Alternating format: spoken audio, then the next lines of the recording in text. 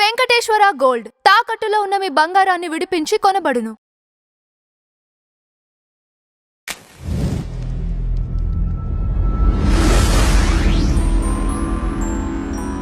నమస్తే అమ్మ. నమస్తే అమ్మ, ఇది రీల్స్ కోసం, వ్యూస్ కోసం, ఫేమ్ కోసము కొందరు పిచ్చి పిచ్చి చేష్టలు చేస్తున్నారు. రీసెంట్గా చూసుకుంటే ఒక అతను వెళ్తున్న ట్రైన్ పట్టాల కింద పడుకున్నాడు.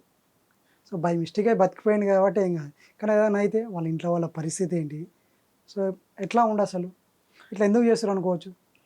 చెప్పారుగా మీరే, వ్యూస్ పిచ్ కోసం సోషల్ మీడియాలో పాపులర్ అవ్వాలి అని చెప్పి, వ్యూస్ కోసం అని చెప్పి మొన్న మధ్య ఒక ఆమె ఫాలోవర్స్ని పెంచుకునే ప్రాసెస్లో ఆమె అనుకున్న టార్గెట్ సాధించినప్పటికీ కూడా లైక్స్ ఎక్కువ రావట్లేదని ఆత్మహత్య చేసుకుంది.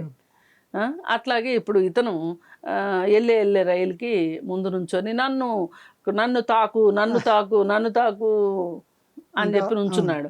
కరెక్ట్గా ట్రైన్ వచ్చే టైంకి మంచి టైమింగ్ తోటి బార్లా పడుకున్నాడు. ట్రైన్ వెళ్ళిపోయిన తర్వాత లేచి నుంచుని చూసారా నేనేం చేశాను అని చెప్పాడు. ఫస్ట్ అతను ఎక్కడ ఉన్నాడో అతన్ని పట్టుకొచ్చి అరెస్ట్ చేసి జైల్లో పెట్టాల్సిన అవసరం ఉంది. విచారణ చాలా చాలా అవసరం అతని మీద. అతని మానసిక స్థితి ఏంటి, ఎందుకు ఈ రీల్స్ పిచ్చిలోకి వెళ్ళాడు, ఈ సోషల్ మీడియాలో ఇంత విధ్వంసం సృష్టించాలని ఎందుకు అనుకున్నాడు. ఎందుకు విధ్వంసం అంటున్నానంటే ఈయన చూసి ఇంకో కొంతమంది చేస్తారు. ఇంతకుముందు కూడా చాలా మంది పోయారు, ఒక వాటర్ ఫాల్ దగ్గరికి వెళ్ళి వీడియో తీసు అలాగే కొట్టుకుపోయారు. ఇవన్నీ చూసాక కూడా మళ్ళీ ఇలా ప్రాణం. దీని అంత ప్రమాదం ఏది చూడలే నేను ఇంతవరకు రీల్స్లో. ఇది మొదటిసారి ఇంత భయం వేసేంత ఇది. అయితే ఇప్పుడు ఇతనితోటి ఆగదు ఇది. వేరే వాళ్ళు చేయబోయి చేసి ఒకవేళ ట్రైన్ వచ్చే టైంకి భయం వేసి కింద పడుకోవటం రాక చచ్చిపోతే ఇది ఈ influence bad influenza good influenza? Bad influence కదా. మరి ఇట్లాంటి వాళ్ళని ఎందుకు బయట ఉంచాలి? ఒకవేళ జరిగితే తప్పు ఎవరు అనుకోవచ్చు, ఇప్పుడు గవర్నమెంట్ అనుకోవచ్చా? ఇట్లా గవర్నమెంట్ ఎందుకు అవుద్దండి తప్పు? ఇప్పుడు ఇతన్ని జైల్లో పెట్టకపోతే గవర్నమెంట్ తప్పు అంటున్నా. ఇప్పుడు ఇప్పుడు సజ్జనార్ గారు ట్వీట్ చేశారు. మరి పోలీసులు ఏం చేస్తున్నారు? ఇతను ఎక్కడున్నాడో గాలించి పట్టుకోవాలి, ఇతన్ని పట్టుకొని జైల్లో పెట్టాలి. అదే అంటున్నాను. అంతేగాని అందాల పోటీలు వ్యతిరేకిస్తున్న సంధ్య గారిని హౌస్ అరెస్ట్ చేసి సంధ్య గారి ఇంటి దగ్గర పోలీసులు పెట్టారు. ఆ అవసరం అది? అందాల పోటీలు మేము నిరసిస్తున్నాం, ఖచ్చితంగా నిరసిస్తాం, మాకు హక్కు ఉంది. మాకేమో బందోబస్తులు పెడతారు, మమ్మల్ని ఏమో అరెస్ట్ చేసి తీసుకెళ్ళి వ్యానుల్లో కుక్కి తీసుకెళ్ళి జైల్లో పెడతారు, తర్వాత ఎప్పుడో విడుదల చేస్తారు. ఇప్పుడు ఇంట్లో నుంచి బయటకు వస్తే ఆమెమి ఉద్యమాలు చేస్తామనే భయంతో ఆమెను బయటికి రానికోకుండా ఇంట్లో కూర్చోబెట్టారు. ఇలాంటి విధ్వంసకారులనేమో రోడ్ల మీద తిప్పుతున్నారు. ప్రభుత్వం అసలు ఏం చేస్తుంది, ఎందుకు చేస్తుంది, ఎలా చేస్తుంది, ప్రభుత్వం ఉద్దేశం ఏంటో అర్థం కావట్లే అసలు. ఇప్పుడు ఇతన్ని గనక పట్టుకోకపోతే, ఇతన్ని పట్టుకుని జైల్లో పెట్టకపోతే ఊరుకునేదే లేదు అసలు. ఇప్పుడు ఒకవేళ నేను చూసి వేరే వాళ్ళు చేశారనుకో అప్పుడు తప్పేవాడి. అందుకే నేను ప్రభుత్వాన్ని అంటున్నా. ఇప్పుడు ఇంకొకటి జరగకుండా ఉండాలంటే ఇతనికి వేసిన శిక్ష ఏంటో, ఇతనికి చెప్పే బుద్ధి ఏంటో మొత్తం మీడియాలో బయటికి రావాలి. బయటకు వచ్చిన రోజునే ఇతను ఇంకెవరో చేయకుండా ఉంటారు. దీనికి ఇలాంటి వాటికి సంబంధించి అవగాహన కల్పించాలి.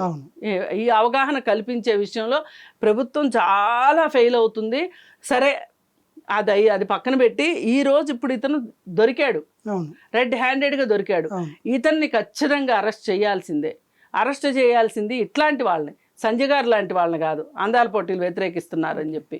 అందుకోసం ప్రభుత్వం బాధ్యతగా ఇతన్ని అరెస్ట్ చేసి జైల్లో పెట్టాలి.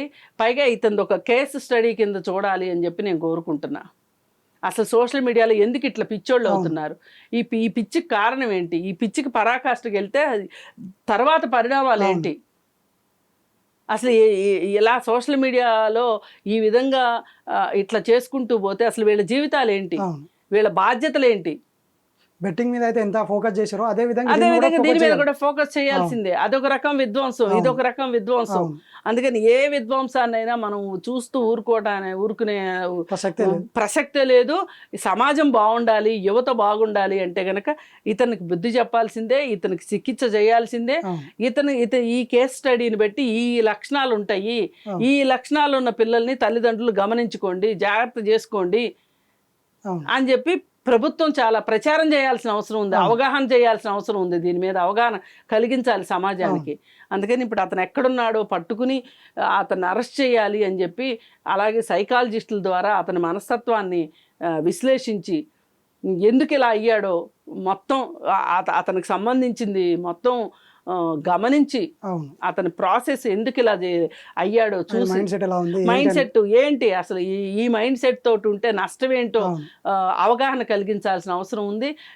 ఇలాంటి ఈ కేసు గురించి సోషల్ మీడియాలో కూడా మరింతగా మాట్లాడాల్సిన అవసరం ఉంది, ప్రజలకి అవగాహన కల్పించాల్సిన అవసరం ఉంది. సో ఇట్లాంటి ఇప్పుడు ఇంతకుముందు కూడా చాలా అయ్యాయి, కానీ ఎవరు కూడా రియాక్ట్ అవ్వాలి. అంటే ఎవరైనా పెద్దవాళ్ళు రియాక్ట్ అవుతే మాత్రమే ఇలా వైరల్ అవుతుంది అనుకోవచ్చా? ఎట్లా రీజన్ ఏదన్నా కానివ్వండి, సజ్జనార్ గారు సమాజం మీద ఒక సామాజిక బాధ్యతతోటి ఆయన రియాక్ట్ అవుతున్నారు. ఆయన రియాక్ట్ అయినప్పుడు ప్రభుత్వాలు కూడా అందిపుచ్చుకోవాలి, కానీ ఇలా వదిలేస్తే ఎట్లా?